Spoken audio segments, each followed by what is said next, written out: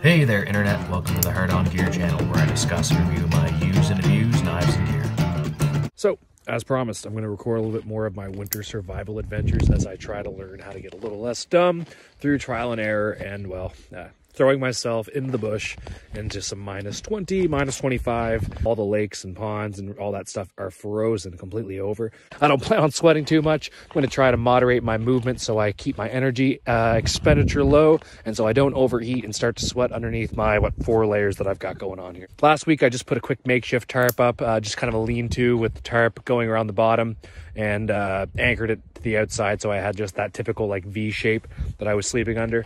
I had to pull out some space blankets and such because I kind of didn't build it low enough or secure enough for the wind shifts and the snow that we got that night. So I ended up getting a couple centimeters of snow on my head a couple of times during the evening. And it's still supposed to be minus 20, minus 25, which was not what the long-term forecast had in store, but that's what it keeps telling me every night for the next few nights. So yeah, we'll get really good at making sure our survival shelter is somewhat airtight and somewhat insulated so I don't freeze my butt off. But here you have that pack that I'd put together yesterday, or rather, well, last week's video if you're watching this video, with the water that I've got on there, the toiletries kit, because I've got all my emergency stuff kind of stashed inside the bag. I'm going to try not to dip into that stuff, and realistically, your goal should be to maintain that stuff for as long as you can. Easier said than done, though, so I'm currently just going to focus more on the shelter building and the fire maintenance and get that stuff down, getting the food procurement at the same time while being brand new to all that stuff in this new wintry environment. Yeah, start with some little baby steps and keep incrementally making this tougher on myself. My campsite's only going to be a couple 100 meters maximum, maybe 100 meters in the woods. So I'm pretty close to my vehicle, about 15 minutes outside of the town that I moved to. And, you know, it's pretty remote. There's still amenities nearby, but definitely in the boonies. Yeah, my current food procurement involved the grocery store and bringing some extra stuff so I don't have to dip into my emergency supplies as the future goes on. And when we get into some better hunting seasons where I can get more stuff around here, I'll try and improve those skills and maybe get into some trapping, I hope, and yeah, get used to living off the land for real. Baby steps, training wheels version. Here we go. Time to go find a spot to build this shelter. So I am going to make it a little bit easier on myself this time. You can see my old beaten path. It's definitely frozen in now. I don't think I'll be sinking too far in this snow, but where it does get deeper, I still got to be careful where I walk. So I'm going to go down in here and try not to eat shit and die. And yeah, you see it's pretty thick. It opens up a little bit when you get outside of the roadside. I have the rifle here. I didn't load it after I got out of the car because I know I'm really close to my vehicle. I haven't seen any signs of predators, and I feel pretty safe most of the time walking around the woods without a firearm. So I'm not in that huge of a rush security-wise. If your situation dictates differently, then great. So you see all the stuff on the outside of my bag. A lot of that stuff is just the sleeping and camping kit, sleeping bag, pad, that nice seat. It's kind of one of those self-heating-ish sort of seats for the woods. Once that stuff all comes off, it'll just be the admin pouch. The shovel will be out and put into use to clear some of the snow. In this bottom pouch, where a lot of people will put their sleeping kit, since mine's on the outside, I saved this for stuff I might need in a hurry. Especially with that rifle, I want the cleaning kit and gun oils and all that accessible. And once I get into the inside of the bag, we'll show you what's going on in there. So here's the general idea. I'm looking at these 2 trees. I have an idea of kind of what I want to build. I've got a small piece of dead wood sitting here that I've wedged pretty tightly in between. I'm probably going to put some kind of a support brace along the bottom to help keep it propped up just in case some extra weight finds itself bearing down the wrong direction on it. A couple of long beams, probably a little bit further. Something like that, and kind of fan it across to the point where it's almost going over top of the fire. So I've got some heat at this end. The entrance will be right here. The rest of it will be pretty closed off. But that is stage 1. We'll see how this looks once I've got this covered off a little bit. What I have here is this piece braced extremely tight, hammered in with the back of my hatchet into these 2 trees. A couple of support cross beams here hammered underneath them. And now I'm just going to lay these on top. And I feel pretty comfortable once that's all laid on top that the counterweight will keep it in place. Oh, and hey there, viewers of the Hog channel. If you wouldn't mind, if you're enjoying this content, go ahead and click the like button as it helps the channel out and gets this video out to more knife enthusiasts. Subscribe and turn the bell on if you're into that kind of stuff. What I don't want is the ring of snow to expand like this because I had a huge fire in this spot. So it'll be a much smaller fire that will massively cut down my firewood collection and make this whole process a lot more enjoyable. I'm thinking probably 1 more support beam across here. When cutting those spruce, I'm keeping all of these limbs and doing all the processing very close to my campsite, because whatever I don't use for my shelter, I'm going to use for firewood later. But these spruce boughs, before I put too much work into my shelter, I'm going to lay down a nice mattress and make sure I'm sleeping comfortably. I've got the snow padded down, so I've got a little elevation towards my head so I don't wake up all heartburny and miserable. I'm just going to nick a few of those small ones and help make room for some of the larger, healthier ones to grow. I'll show you quickly. There's another option. This upturned tree, several upturned trees over here, would have made a decent shelter option last time. Could have cleared some of that snow off and then used the base of that trunk with all the roots and insulation as a backdrop, rather a back wall, or you know what I mean, at least a part of my shelter that I don't have to worry about insulating as well, because that's going to be probably the most solid and windproof side of it. You could do something under there if you felt like those trees were secure, but you got to be very careful building under snags or any kind of a dead leaning tree, because you could die in your sleep.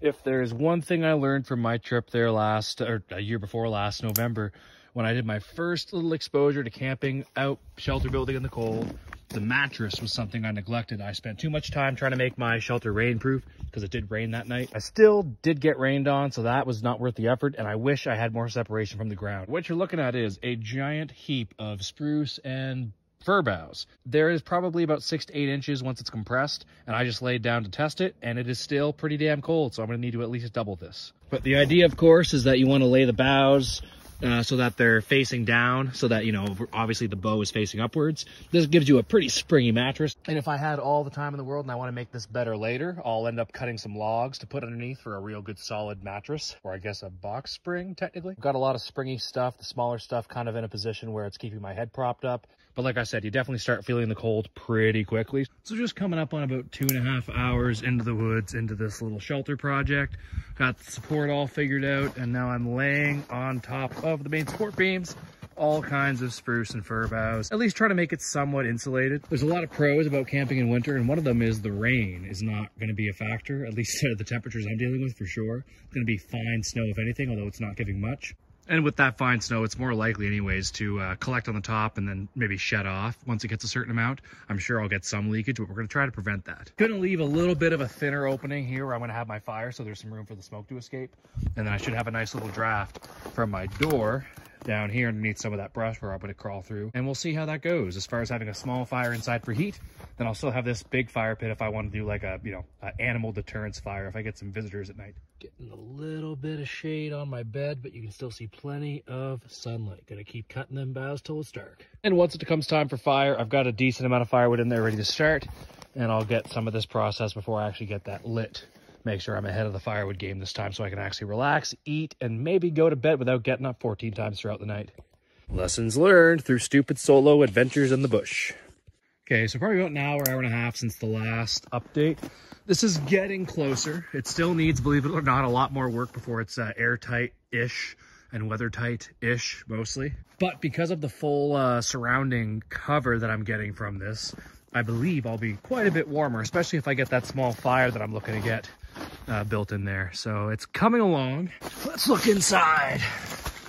Getting darker, so you're able to see the light beams come through pretty well where they are. So I've got a pretty good spot right above, not quite above my fire spot that I'm going to have, but pretty damn close there. My bed looks pretty well covered and pretty secure. I did a lot of work to make sure this wasn't going to fall on my head, of course. What I think I'm going to do, it's so it's about 1700. I expect I'll have about 2.5 more hours of light. Last I checked, the forecast wasn't really giving any significant snow. In fact, a little bit might help insulate this thing a little bit better. So I'm going to shift my focus to getting some firewood ready and make sure I've got a good supply of that before night, so that if I do have to go and work on my shelter some more, I won't have to worry about collecting firewood, and I'll have a good supply ready to go when I get done. Lots of lessons learned, but one of the big ones is do not start the fire until you need to, because while I'm moving around getting all this stuff collected, I've dammed down to my base layer and a light sweater over top, so certainly no need to have a fire while you're doing all this stuff. You're just wasting wood, and that wood's going to become so valuable when it comes to tonight. Again, expecting about -20 or so with the wind chill. It was -30 this morning, and it wasn't supposed to be, so we will see.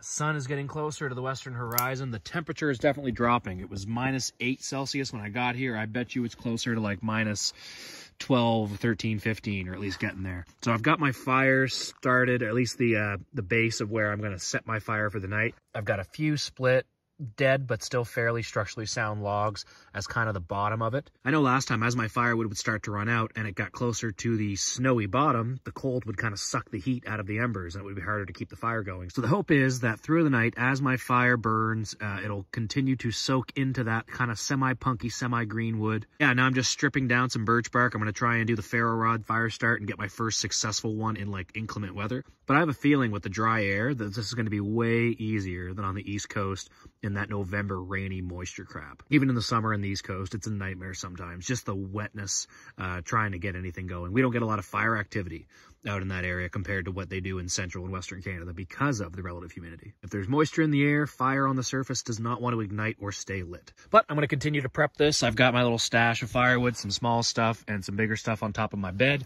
Brought some of my sleeping kit in. It's still not quite thick enough. This mattress of spruce and fir boughs I've got, mostly fir boughs luckily, nice and soft. So I'm going to lay my foam pad out. I'm sure I'm going to need that sleeping bag tonight. The hope is within a couple of nights, if I can get this thing airtight enough, which it's certainly far from airtight right now, it'll provide me a decent amount of shelter if it does start to snow a little bit, but I'll without a doubt get a little snow on my head. I'm going to try and fill this spot in.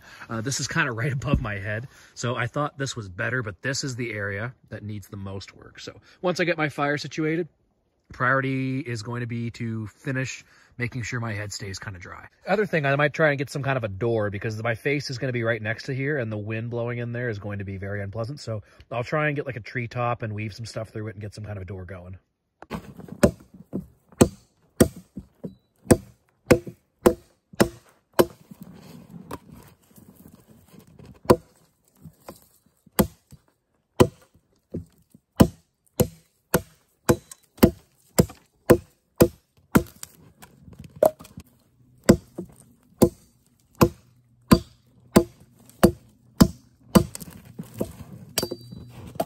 Things are starting to come together. It is getting closer and closer to dark.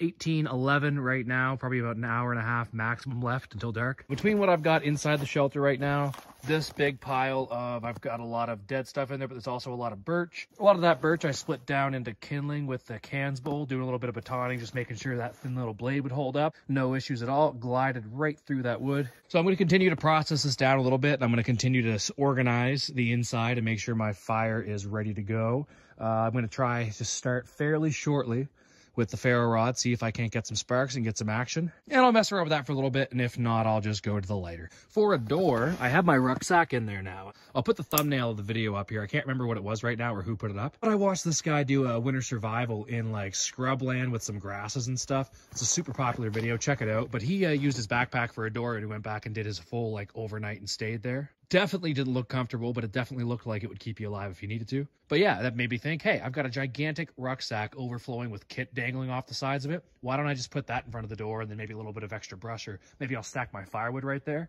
And that should keep me relatively free from any major drafts shooting in through this door towards my face. And if my fire on the inside does not work, I've got this massive fire pit from my last excursion out here last weekend. Of course, as you'll notice, the fire was much bigger and I moved it around a little bit over time to bring it closer to my shelter. But that was way too big. It consumed way too much wood.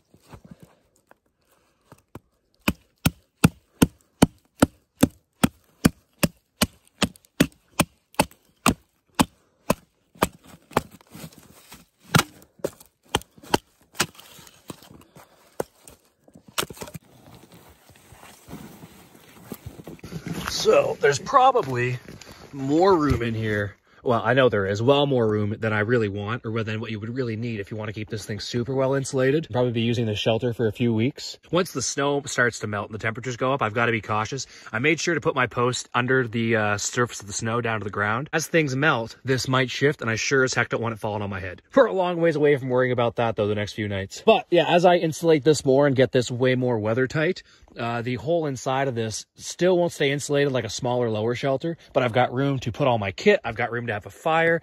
I've got room to eat and cook and all that stuff. Although you got to be careful cooking inside your shelter.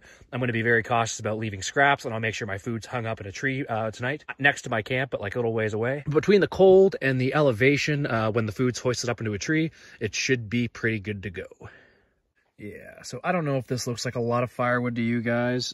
Here's my hand for a size reference. It's not that much. It's probably maybe 2 hands high. But yeah, I don't know what you're thinking. Let me know if you think that's enough, but I think I'm going to be collecting some more, at least dicing up some more of that stuff I have outside. Make sure I have some bigger pieces to be able to sustain me throughout the night, because that's going to go so fast. That being said, my fire is going to be half the size, way more insulated, and I shouldn't have to burn through as much wood because I've got that decently thick bottom to it with a lot of wood there. It should smolder overnight. I hope. Anyways, we'll find out really quick. So yesterday's video went ridiculously long, so I didn't go and show you everything I packed in this before I came out. Rather, I showed you everything I packed, but not so much where I packed it. You know, this is going to be up to preference, but the first aid kit's at the top of the bag, just in case I need it. Got that extra Mylar space blanket there, as well as a couple in the top of here. A lot of essential kit, so lighters, just random stuff that I might need really quickly in this top pouch, and another few things in this front here. As you go in here, I've got that Clint Emerson book, and under that is my bag with my GPS and that other essential stuff if I were to grab anything. I'd probably be grabbing that book, that first aid kit, maybe a knife or two if there's a couple spares in here if I didn't have one on me, which, you know, highly doubt it. And then that bag with the GPS and stuff. And that's pretty much going to go in my day bag if I ever had to go with a smaller loadout. Let's say if I wanted to blend in an urban environment. We're getting into some pretty scary situations there, though. So right now, we're just going to worry about the bushcraft part and have fun doing that. This pot would also go in that bag as well. That would be pretty much filling that bag to its capacity. Everything else I could build, shelter, and everything else. But as long as I got some basic fire, some cordage, and some different stuff like that, and I've got that little wind-up flashlight here inside of that little strainer. All kinds of goodies in there. Try this little fire making adventure, and we'll see if I can get this set up in a good spot for you. Got my collapsible little pocket bellows here ready to go, because this was the most essential piece of fire making kit, other than the lighter that I had last time.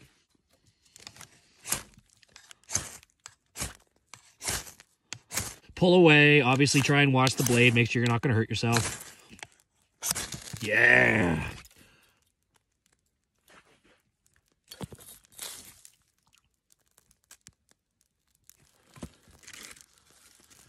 Okay, successful first fire start in inclement weather. As predicted, a million times easier than on the East Coast with all that moisture and stuff, even during summer. So winter has its advantages, especially when it is kind of this cold. -10 to -5 might be the sweet spot, guys, as far as kind of prime camping conditions. Anyone else feel me on that? Haven't seen a single bug out here. Don't expect to either. And, might go a little too aggressive. Actually, what am I doing? See, I'm talking while I'm doing this. I'm not great to begin with. I should be putting some of these little stick nests that I made. But I don't want to get too ahead of myself because I want to keep this fire really small. Whew. Yeah, it's going to get smoky in here, but once there's a decent convection column, that smoke should filter through the top, I think, decently well. Yeah, I'm pretty stoked about that. That didn't take, 10 strokes of the ferro rod, perhaps? But I had a decent little pile of birch bark dust that I scraped off with the cans bowl, as well as just broke up with my fingers. So yeah, we're looking pretty decent. I just want to make sure my stick bundles catch here. And I don't catch the rest of my tent on fire. I've got to separate some of the fuel and make sure I don't have any like spruce boughs or whatever that might accidentally leach to my mattress. So I'll make a nice little stick and snow barrier here to make sure I don't burn to death in my sleep. Probably smell that synthetic sleeping bag smoldering first, though.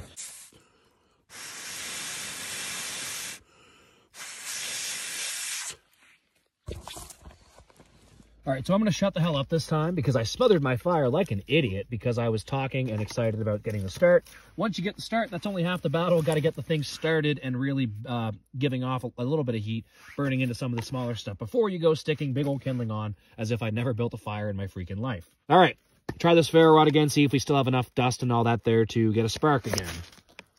Rather, to get a spark to catch. Yeah. Ooh, almost hauled my whole fireplace over. See that kind of dumb shit? You don't want that to happen. That'll ruin a lot of prep work. Yeah, without that nest... Oh, my phone's down. Without that nest, I have... Get up here. Without that nest, it's not wanting to catch too easy, but I've got enough... Get some other fresh stuff ready. Okay, I could have a lot better nest, and I do have some bigger pieces there I didn't really break down, but I think, because this went so well last time, that it might just... Yeah. All right. I'm going to shut up now and make this fire. Watch the magic happen.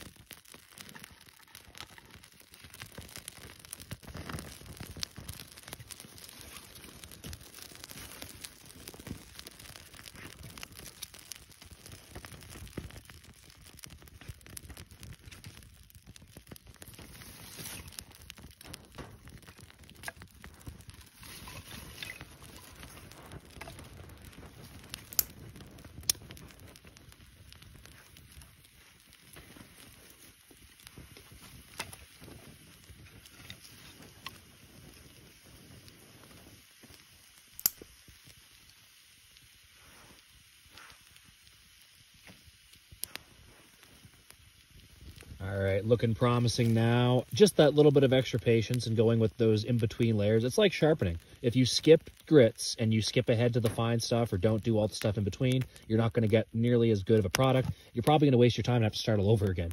Very similar to what's going on here. I'm going to keep adding little twigs and then keep adding little stuff. There's different fires you can do. I'm just going with a horizontal one. I'm going to do some cooking afterwards, and this gives off a pretty decent amount of heat. Actually, I'm not going to mess with it right now, but to get the most heat, I should have this facing, well, let's just turn this ever so slightly.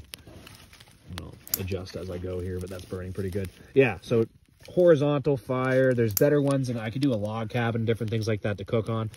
Something like, you know, that. I'm going to put a can of ravioli on here afterwards and get some hot dogs going. But for now, I'm just going to stoke this and see how little wood I can use while maintaining a good ember once this fire is fully solidified. But it's going to be a little smoky in here at first, but it should clear out soon. Although it's not too bad, actually, because it's well ventilated in here. Once this gets more insulated, this may become more of a fine game to play with as far as the smoke. Feeling decently warmish right now. There's definitely a cooler air coming along. Probably closer to -15. Eventually, I'll get a thermometer and I'll have one outside and inside my shelter. A video I mentioned earlier, buddy had done that with his outdoor shelter build. So a thermometer, super nice to have. But it's cold, and I can promise you it's getting colder. I can feel it in my nose. I can feel it in my breath. I've also stopped moving, so that's going to be a huge factor.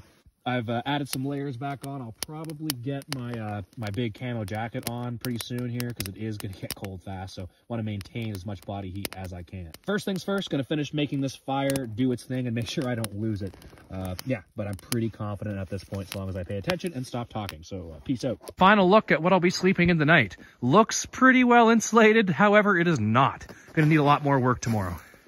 Okay, so I turned the flash off so you can actually see how dark it's getting in here. It actually is pretty cozy. Not super warm, but you can see I've got my fire going here. That's exactly what I want, that little bed of embers.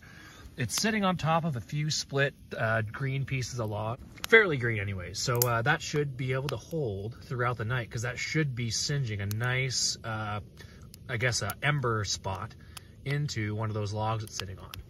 So pretty confident at this point I shouldn't lose my fire tonight, especially as it's not going to give any major precipitation. I've got a decent amount of firewood and more out here if I need it, but I think so long as I keep feeding this thing gently, I'll be good to go. The flames should be staying nice and low. At least that's the hope. And that little pocket bellows is coming so handy. It actually took me about a half hour after that previous fire making video to get this thing fully good to go. So this is pretty much what we want. I've got a nice little ember bed here built up.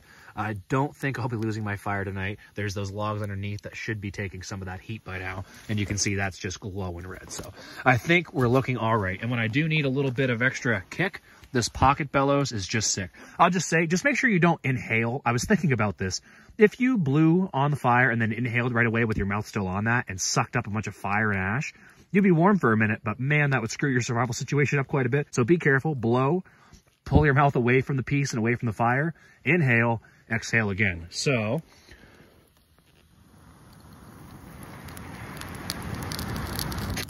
yeah, and that's as high as I want those flames to go because I do not want that ceiling catching on fire because I'll be getting out of here in a hurry. Gonna get my food going. I've got this pot of snow here ready to melt. I'll turn those handles away from there like a freaking idiot. And get ready to filter that tomorrow morning. And if I need an emergency fire extinguisher, a pot of water will come in handy. Got my bottle here too, kind of sticking it near the fire so it doesn't freeze too badly. It's starting to crystallize near the top. And I think we've got all the firewood and things we need. I had to split these logs here with Chance and Hell Bolo. It was too thick. Downsides of not having a bigger fixed blade. The cans bowl was just not long enough. So benefits of having a super long fixed blade, you can baton way bigger wood. I'm getting a better sense of what I want to carry now as far as like what's essential or not. People comment about me having an excessive amount of tools or too many knives on me. No shit, right? This is me testing gear out in a lot of these early experimentation phases. And eventually I'm sure I'll dial my gear in and get less and less gear in my packs and less knives and stuff on my belt the further I get along in my experimentation with all this stuff. But yeah, the Chance and Hell Bolo did do the trick. However, it took a bit of a beating as I had to baton near the handle to try and get this thing leveled out to get it through the piece of wood. That stuff was pretty knotty and tough. Naughty wood. Yeah, this is not a full tang, and it looked like it took a little bit of a beating doing that. There's a little bit of wiggle room, but it still feels solid. No complaints. That thing's been awesome so far. Does a hell of a job of limbing trees. Here's the last look at the great outdoors for tonight because I think I'm good to go to head inside of my shelter. I don't know. Yeah, I'll show you in the morning, but I've got my dry bag with my food hung up in a tree well out of the way. And when I was inside, I got pretty freaking warm all of a sudden. That fire's about as big as I want it to get. But yeah, once I stepped outside to go hang that dry bag up, I was regretting the fact that I didn't do that earlier. I've got the food that I'm going to cook in the tent with me, and all the wrappers and that'll be burned. I'm not going to use any silverware, just going to try and that can of ravioli, I'll have a spoon that I'll wash off and make sure that I burn all the remaining food residue, because I do not want food in this tent with any animals kicking around. So let's crawl inside for the last time for the evening. All right. Yeah, I've got my light on here just to give you a little bit of extra sight. But yeah, that's as big as we need to have fire go. Any bigger than that, we're going to be in trouble. I just need a nice solid coal bed, which is going to be sitting down in the bottom so that I can maintain a fire all night and stay relatively warm. I'm going to pull my door into place here. Not much of a door, have to make some improvements, but yeah, for one night with the time that I had, which I needed time to do this kind of a shelter, the lean-to with the tarp is an easy couple-hour project. This took work. Going to take a lot more work to make it actually something that I'm going to want to sleep in. Got a can of Chef Boyardee on the go. First two of about 10 hot dogs ready to go down the gullet. The pot is boiling, or at least getting ready to boil some snow to get that ready for coffee tomorrow. Hopefully I'll reboil that. Hopefully pre-melted, and hopefully it stays melted tomorrow morning. I got my bedroll out. I'm going to throw my sleeping bag out in a minute. Going to take my boots off and then pretty much just jump the rest of me into my sleeping bag. The hope is I'll have enough of a fire and enough wood tomorrow morning that I'll have my boots kind of warming up next to the fire. I won't have to put freezing cold boots on, which is always a miserable thing to have to do during the winter or any cold weather outside. But yeah, we'll see you guys in the morning, and we'll see how I slept, and we'll see how damn cold it got. But in here with that little bit of fire, nice coal bed going underneath, I'm feeling way more cozy and super happy with myself. That can change very quick though, so we'll see how the night goes.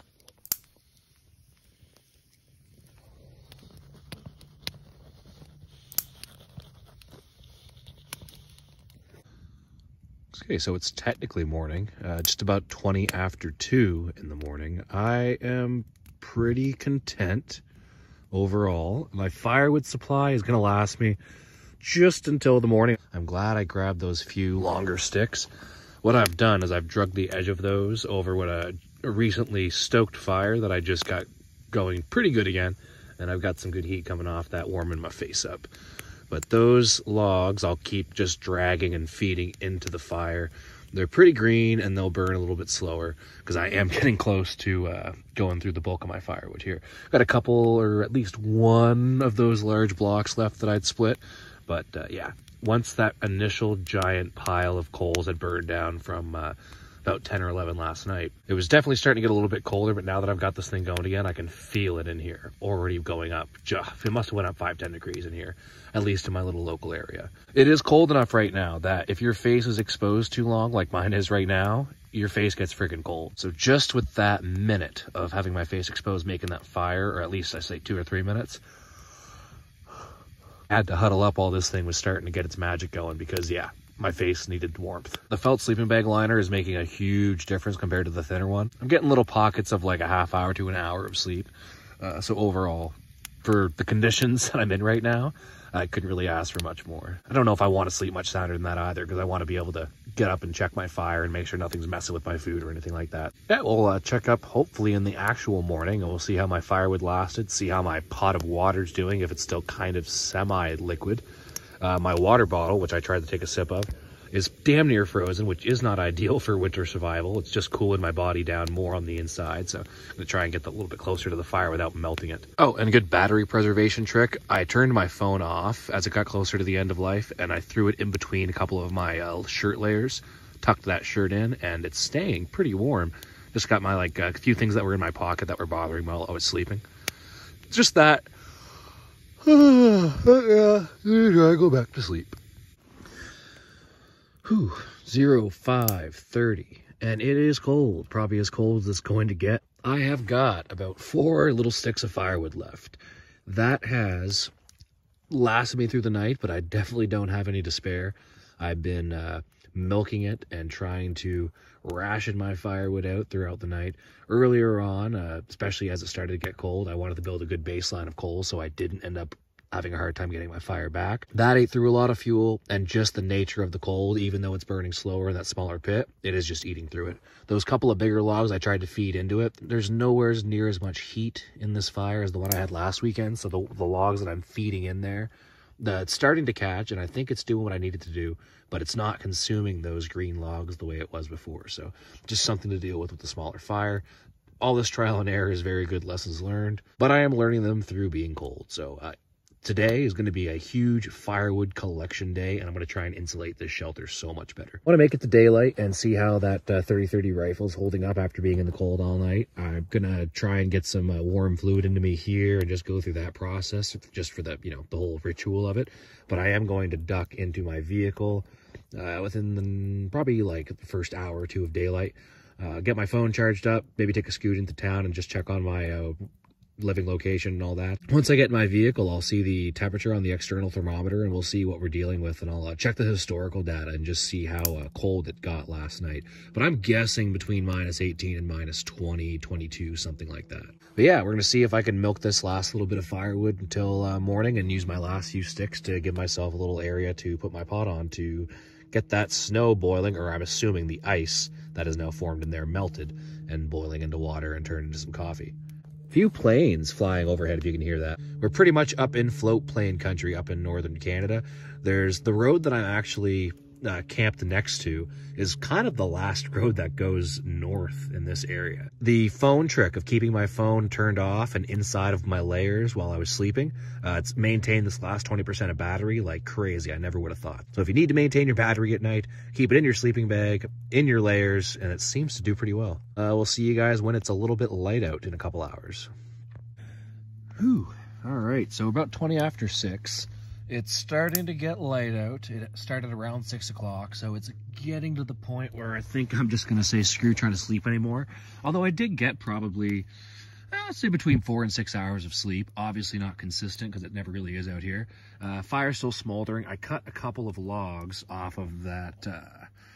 Stand by here, I'll get some light for it. There. I cut a couple of logs off of those balsam fir, I guess a couple of pieces of firewood off those balsam fir logs, and threw them in the fire, and they're just kind of smoldering because they're not batoned. I just figured it would at least give the fire something to smolder on and keep a little bit of heat generating, because I knew I'd probably be getting up in an hour and I was being lazy.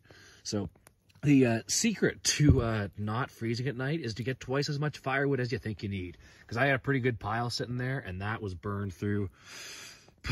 By 2-3 o'clock, I knew I had to start really watching what I was putting in there. My feet are the only thing that got incredibly uncomfortable. Other than that, I was okay.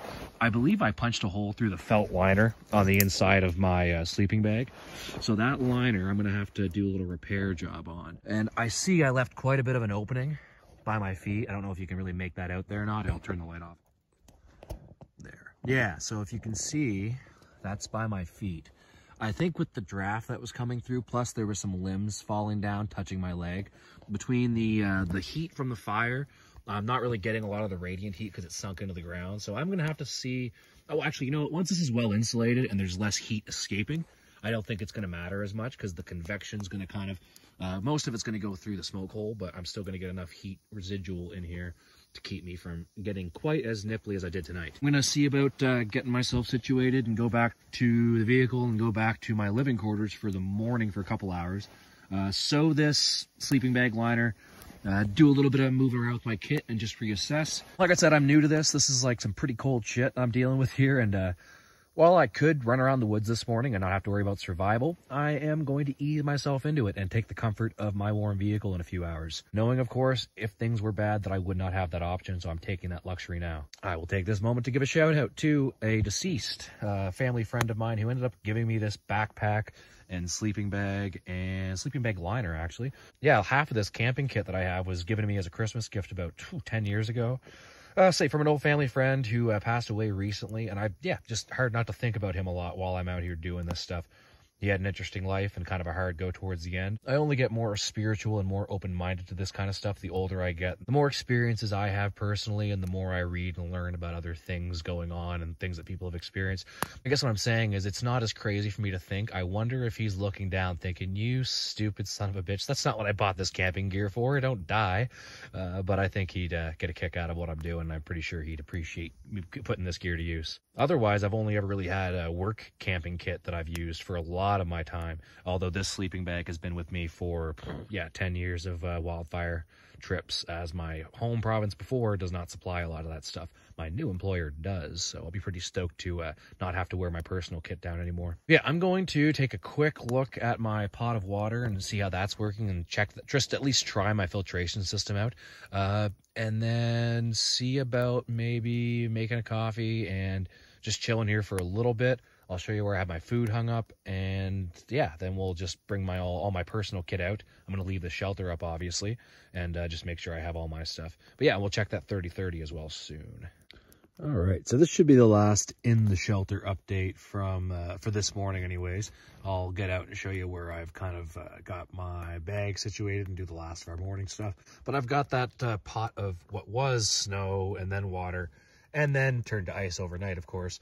Should have just left it as snow. Probably would have been quicker to melt that way. But yeah, lessons learned, again, from doing that stuff. Kind of figured that might happen, but just wanted to see if I kept it close to the fire, how it would do. Now, if I kept it off the snow, elevated on some wood, that might have helped. Still, with -20 or whatever, I don't think so. But yeah, so that's going to boil. Once that's boiled for a little bit, it's probably pretty safe snow up here. We're not getting a lot of smog or anything like that to possibly precipitate back down into this stuff. That being said, I'm probably just going to let it boil for a bit anyways. And yeah, get some nice warm liquid into my body. Got one of those little instant packs of Nescafe that come out of the rations for the individual meal packets. I'm sure you can get them other places, but it kind of tastes like you've got like International Delight creamer in your coffee already. It's not bad. I'm a black coffee drinker, always have been, but for out here to get the extra calories and a little bit of a perk me up, I'll take it. And turn the flash on here and just show you the layout from the inside. In case you're curious, the only real heavy support beam is this one here, which not really great that it's the one over my head. I realized that as I was setting this up. I feel pretty confident in the way I've got it set up. The only real thing I could have to be concerned about is if those two big trees that I've got everything kind of anchored onto, if there was a lot of wind and those trees were to separate in the wind, maybe that block I've got wedged in there that you've seen earlier in the video, maybe that comes out. Now I've got a couple of backup support beams underneath it, but they're not much. Just enough for me to realize things are going to get weird and that I'm going to fly out of that hole in my tent. But yeah, I've got a couple of cross beams. I should have had more. Just to be honest, I was using most of that stuff for firewood because I knew I would need it. But today I'm going to get a bunch of young balsam fir that's sort of tucked away and not really contributing to anything. Balsam fir is kind of a weed and it grows in big clusters. So I'll leave a couple of nice ones and I'll take a bunch of crappy ones, use the poles to kind of help rigidify my structure without adding too much weight, because most of these beams are fairly light, because I don't want a whole bunch of weight on top of me if that thing falls, which it shouldn't, but I'd rather use a bunch of smaller stuff to layer it in appropriately and give myself some nice insulation. But so that's going to be the plan once I get back later on today. Now these two sticks I had posted into the ground to give me a little bit of a barrier so I didn't accidentally roll in my fire. Also, I was leaning my water bottle against that closer one. The fire pit, of course, grew quite a bit overnight. Now, so I'm going to have to be careful about my fir boughs that are poking over the side, because I had meant to keep them quite a ways away so my bed didn't catch on fire at night.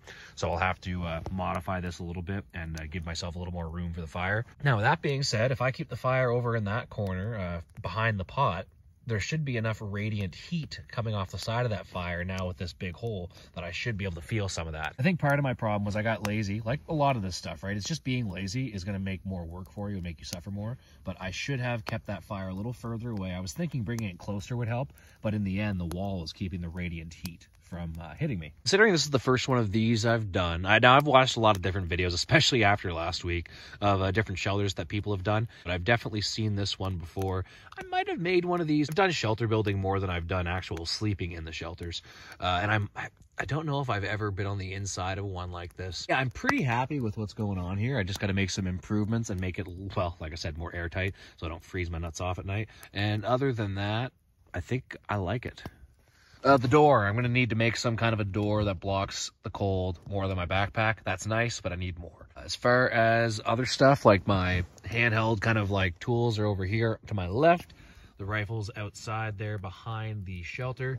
And yeah, something else I was thinking about for you American folks who've got the abilities and freedoms and privileges to do this stuff. A reliable sidearm would be super friggin' nice in here, wouldn't it? Just in case a bear or something stupid were to come in looking for my food.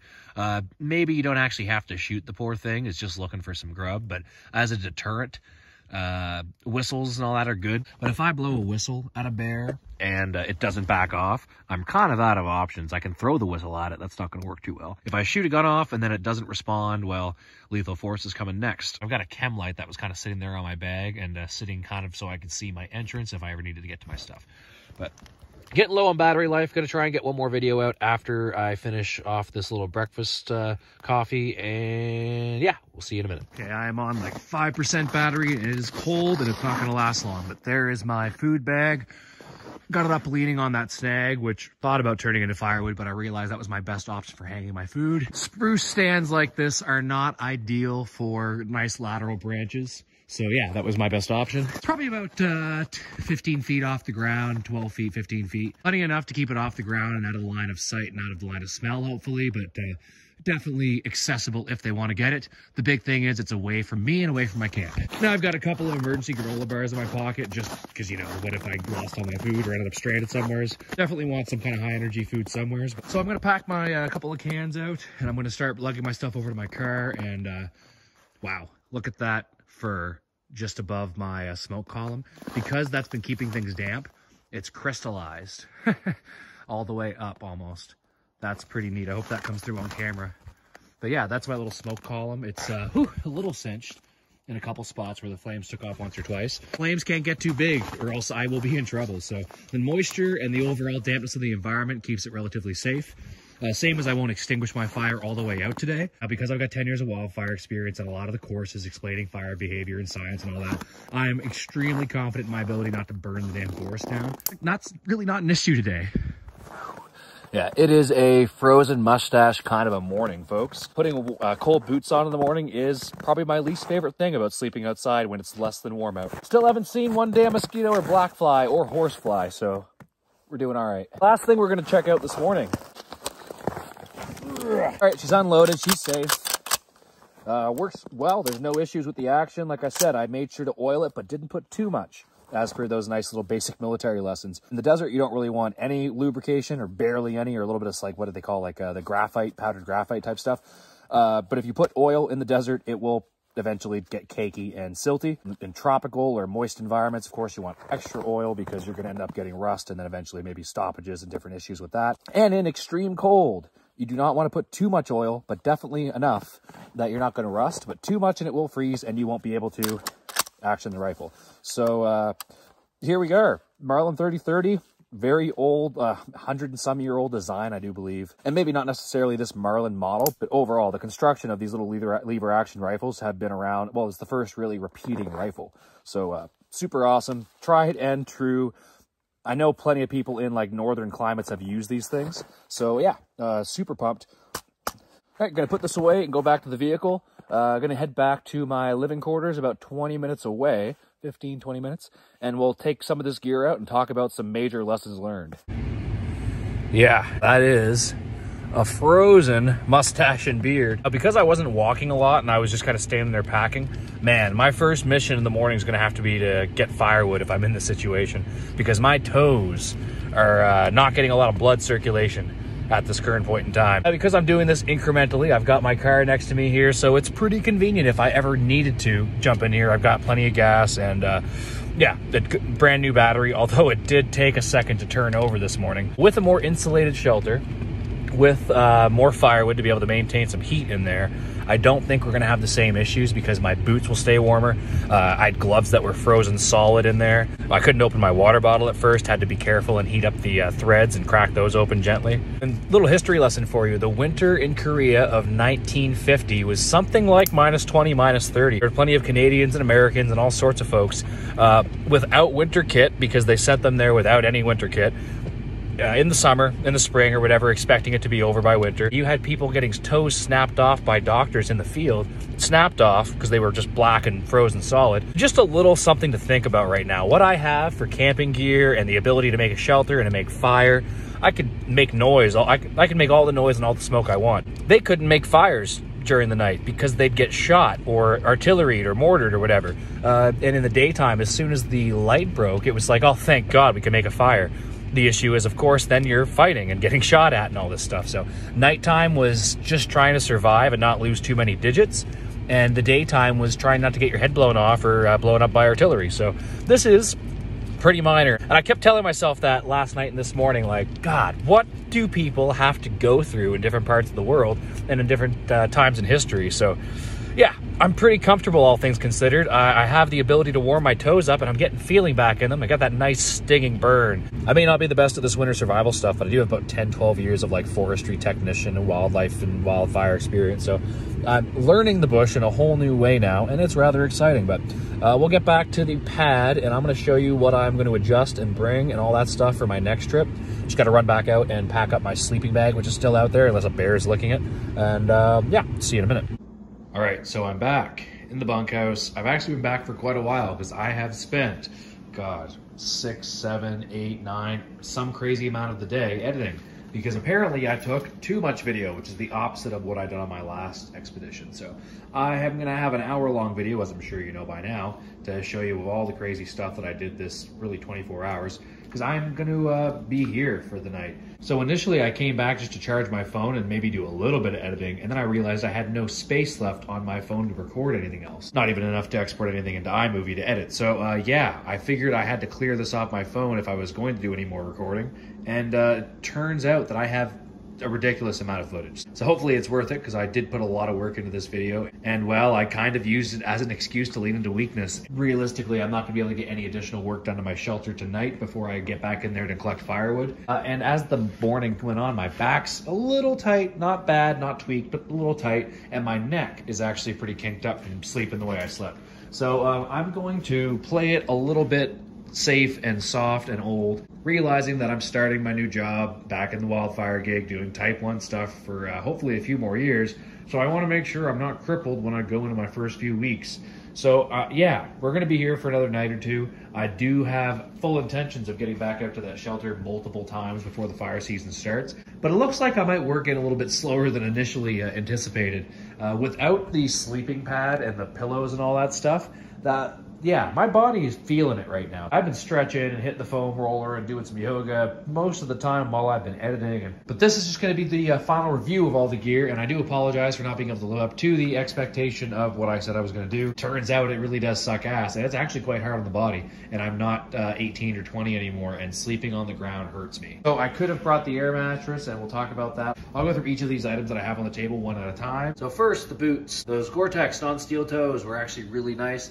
Pretty tight to get on the feet in the morning when they were cold, so that was a bit of an issue. Other than that, my feet stayed dry and warm, other than when I had to put them on in the morning. Sleeping bag, good. Ridgeway, it's not like top of the notch. It's kind of what we call the Canadian Tire Special, when you buy something that looks like it's pretty decent, but turns out you bought it at Canadian Tire, which normally means just not the same quality as what you get at like Atmosphere or Mech, something like that. So I've had that for, geez, 10 or 12 years or so. Same with that felt liner, and same with that big ruck, all coming from that family friend that I'd mentioned. So I've used that for 10 years in all kinds of fire exports all over Canada. Certainly not worse for wear. It's a little thinned out in places, but I have no issues with that sleeping bag. The felt liner on the inside was awesome. It made the sleep way better than when I had the smaller thin liner that I had before. However, sometime between like 2 and 3 in the morning, I noticed my feet were frozen, and it's because I somehow kicked a hole through the bottom of this. It does get a little tight in there, and when I'm rolling around trying to change position or maybe going to put another stick of firewood in, I may have punched my foot through there. So the bottom of my sleeping bag was near one of the more exposed parts of the shelter that I didn't close in enough, and that was almost like, I don't want to say rock hard, but it was certainly crunchy, and yeah, it was a shell. And in a couple other places as well where it was getting a little bit of wind and not enough exposure to the heat. But I'll sew the crap out of that, and that'll be definitely going back in there for my next overnight, because that was a lifesaver. I'm 5'9" on a tall day, so that sleeping bag actually fits me great, and I can pretty much slip my whole head in there and kind of tuck the top of it just over my head in combination with my hood, and leave a little bit of venting for some air, but mostly having my face totally covered. Because you are not leaving your face out in the open in that madness. Not until my shelter's more solid. But the foam pad was good. You could see some indenting from the branches and stuff it was directly laying on. I could have brought that, but if I would have put that out on those branches, it may have gotten punctured. That X-Bed's been awesome, but in combination with the pad and the X-Bed mattress, last week's trip I was actually warmer on the ground at least. I felt like I had less cold seeping into me or heat seeping out of me. Just having that foam pad on the foot of fir boughs and spruce boughs wasn't enough. I couldn't really sleep on my back, and that's how I'd set that sleeping spot up, just because I could feel all that surface area. The heat was just getting sucked out of my body through the ground, so I had to sleep on my side to minimize the amount of heat loss. I tried to go to my back a couple of times, and I got a little bit of sleep there, but I'd wake up 20 minutes later and I'd feel noticeably colder and have to go stoke the fire. The hatchet, I need to sharpen this thing up a little bit better. I wanted to see how it performed based on my memory from how I'd used it for years, because I hadn't sharpened this thing in a long time. Had some close glances, not near misses. I'm pretty good with my body control and, martial arts, and then working with these tools for years in the woods. You learn not to put your legs in places where glances are most likely to happen, but still, it was kind of sketchy a couple times. I used the bolo. It's still weird calling it a bolo after that little bit of research Buddy and I did, or rather just Googling of seeing what the internet calls a bolo. But this machete was, kind of the MVP of this trip in my mind. I used this thing for all kinds of stuff. It limbed like a son of a gun, and I cut some decent firewood with this, more so than even the axe. I even batoned a few big sticks of firewood because the Cansville, while it was amazing and did some beautiful work batoning and definitely did some fire striking, that thing did not fit through some of the bigger logs. This took a beating with the batoning. Oh, there's the camera. This took a dirty old beating. That's from me beating on the back of it because it was too far like this and I had to even it out. Yeah, just putting it to the test, but that is certainly not a full tang like fixed blade or anything like that. Not made to baton wood. Still super impressed with that CRKT Chance and Hell. I tough cladded all these things, and actually there's a little bit of surface rust on the Chance and Hell because I believe the sheath had some snow in it this morning. But the Silky Pocket Boy, I don't even need to say it. This thing cut so much firewood for me and took down most of the trees and chunked up the dead ones and all that. Look at this. After I did my last video in the woods, I kind of forgot to mention it in my little vehicle monologue, but I had dropped the dry bag with the food a little too aggressively, and it hit the ground while it was frozen. That just blew up. So that paracord slipped right through my hands, and it was going at a pretty good clip. Now, luckily, I was just barely smart enough not to be like standing under it, but yeah. The other thing was I had to go last night and get paracord out of my bag and like sort it out. Ended up just creating a rat's nest in the dusk.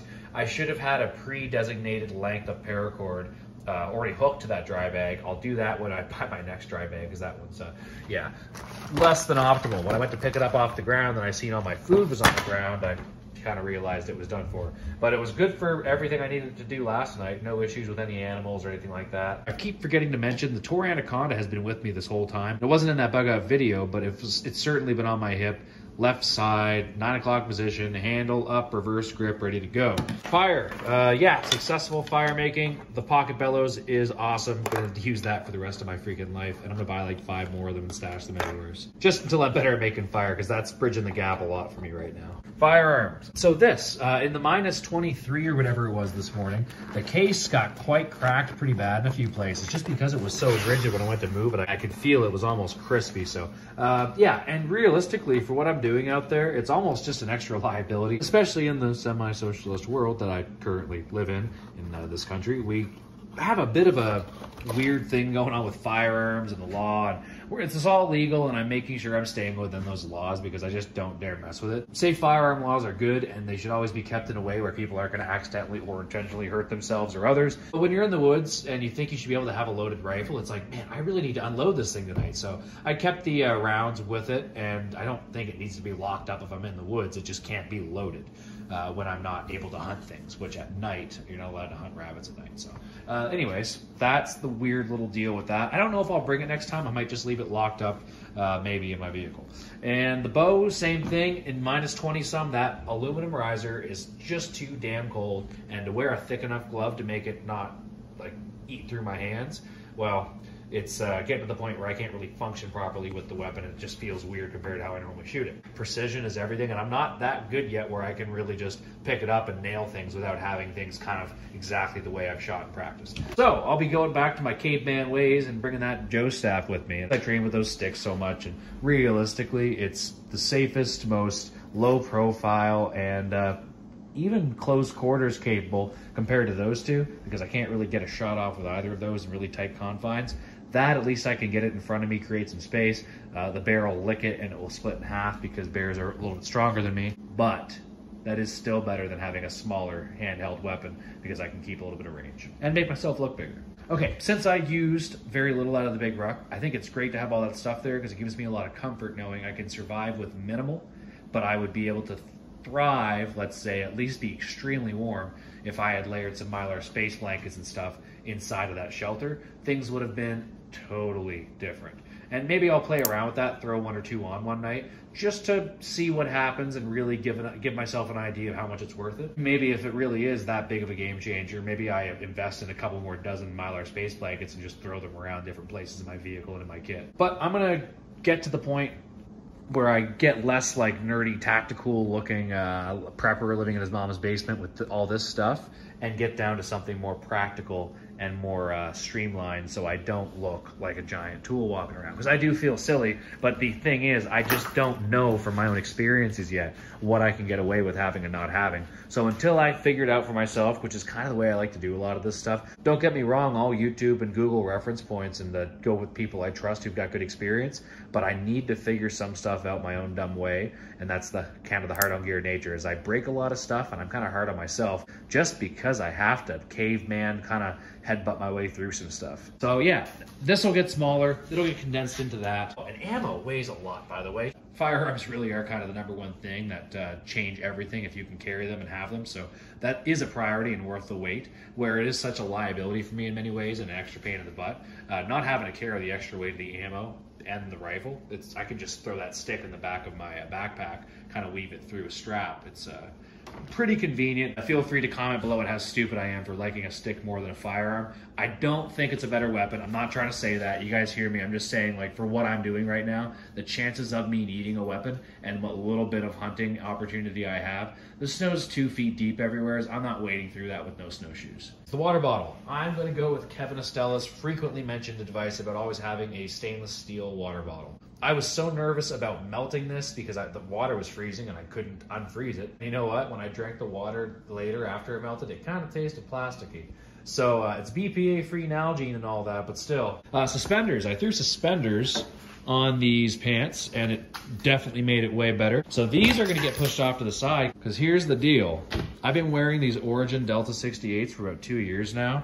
Not to sound like a total loser for the Jocko Origin stuff, but man, talk about legit products.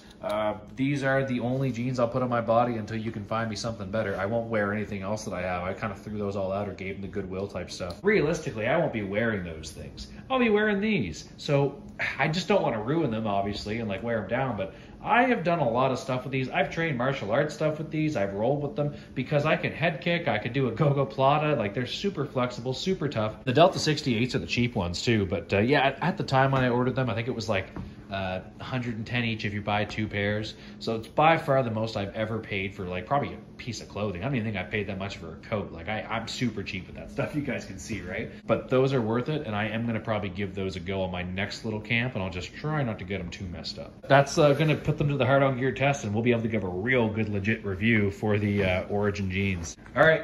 Super crazy long video. You guys are awesome, and if you think this was awesome, like the video, do me a solid and help this video get up there in the algorithm, because I think we got a lot of good lessons out of this, not just for myself, but for anyone who's thought about getting into this. I'm going to save you a lot of suffering by just doing this the dumb way instead of the smart way. But thanks. Appreciate all the support, you guys, and we'll see you on the next one. The next one of these bush camping ones won't be nearly as long, but I will keep you up to date with my next trips and how they go in some shorter videos. And the Knife of the Week videos, of course, will end up discussing a lot of that. So see you later. Hard on Gear channel, signing off.